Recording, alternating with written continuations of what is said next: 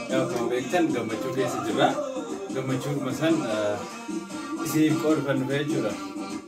Tarii quba qabdu ta'a. Warra quba qabne garuu hayyoonni keenya Jawaar Mohammad, Baqqalaa Garbaa, Hamzaa Booranaa akkasumas hidhamtoonni siyaasaa isaa wajjiniin hidhaman ammaan tana maatii isaanii wajjiniin gara mana isaaniitti deemaa jiru.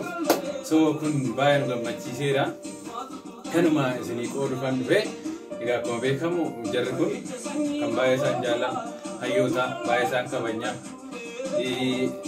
naannoo waggaa tokkoo fi ji'a maal kana mana hidhaa kan turan ta'uu isaanii beekamaadha. Kanumaaf hiikkachuu isaanii kanaan wal qabatee gammachuu biyya kana isinii qoodfan dhufee ammas irra deebi'ee baga gammaddan isin jechuun barbaada.